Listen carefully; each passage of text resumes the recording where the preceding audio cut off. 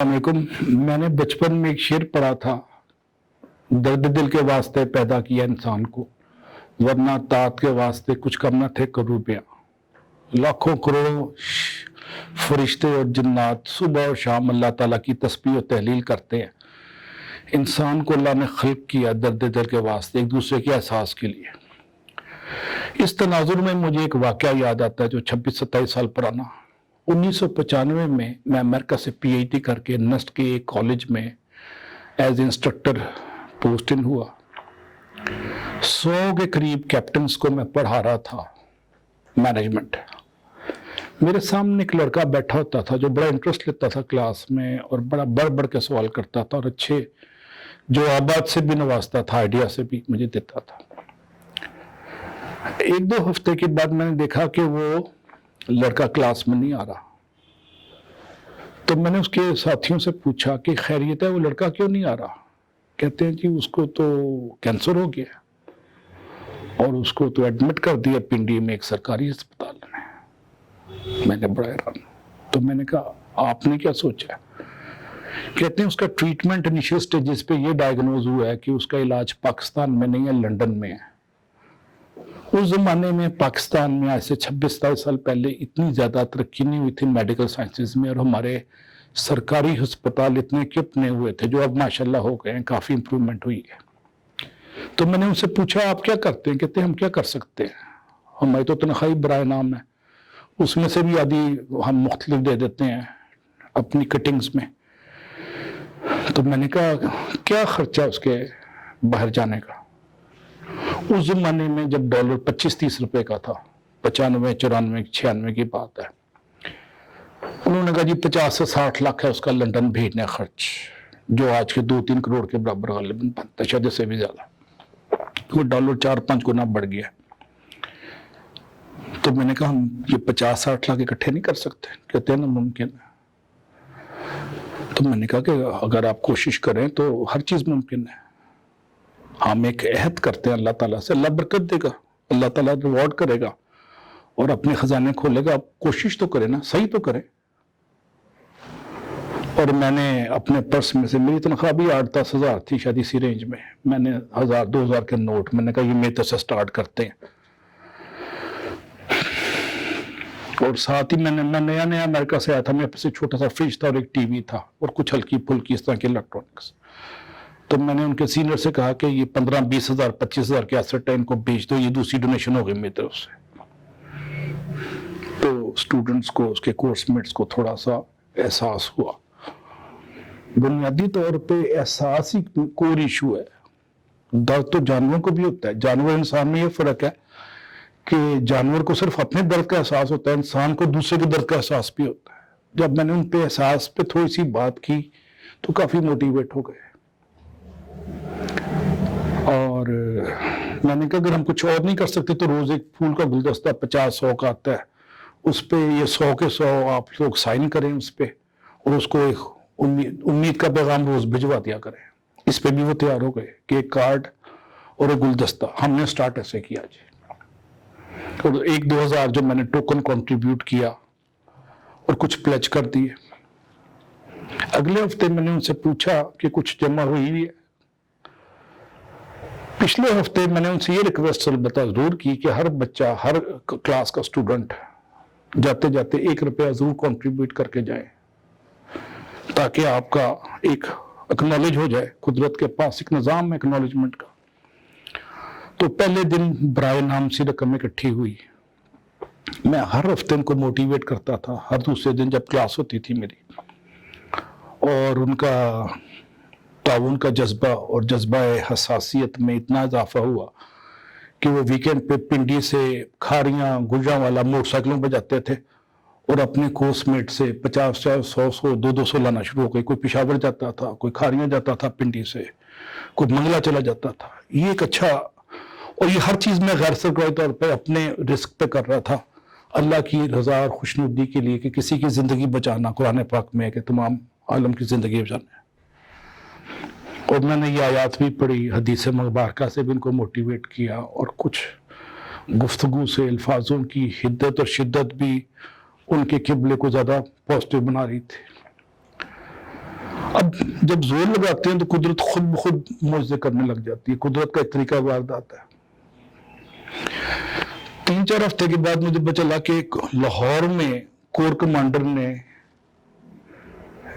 ایک کنال زمین دے دیا ہے ڈی ایچ اے میں اس کینسر شدہ کیپٹن کے لیے. پہلے سٹارٹ ہوا اس وقت ڈی ایچ اے لاہور میں زمین 6-8 لاکھ روپے کنال تھی یا شاید میکسیمم 10 لاکھ.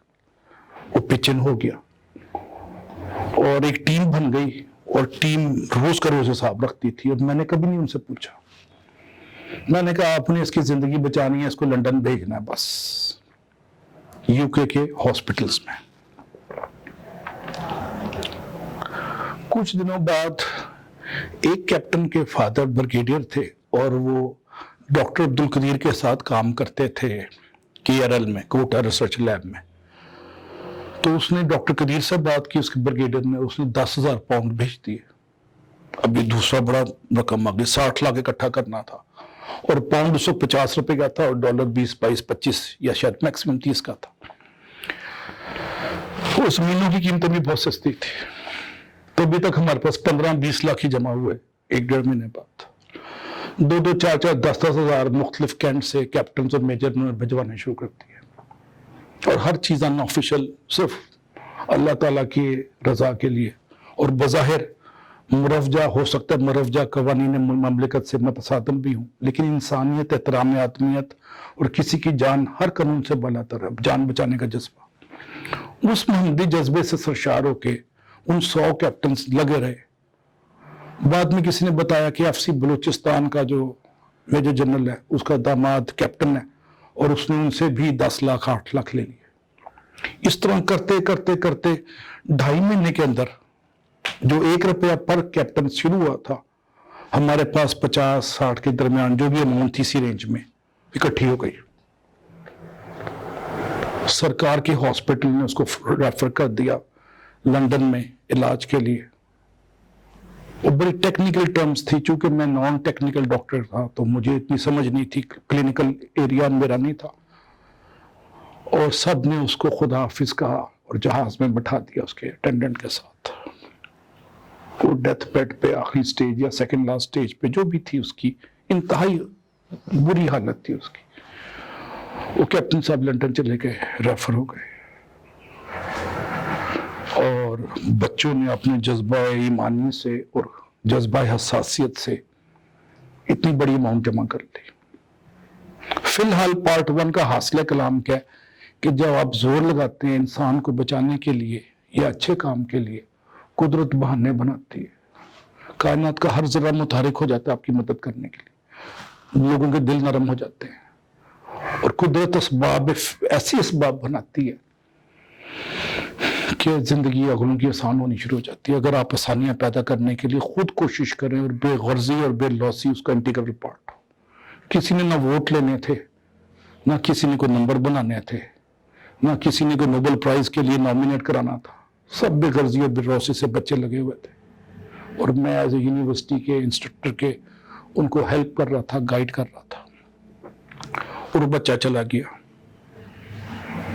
6 مہینے سال بعد خبر آئی کہ اس کے کورس میٹس نے بتایا مجھے کہ جی ماشاءاللہ وہ ریکور ہو گیا ہے اور اب اپنے پاؤں پہ چل پڑتا ہے.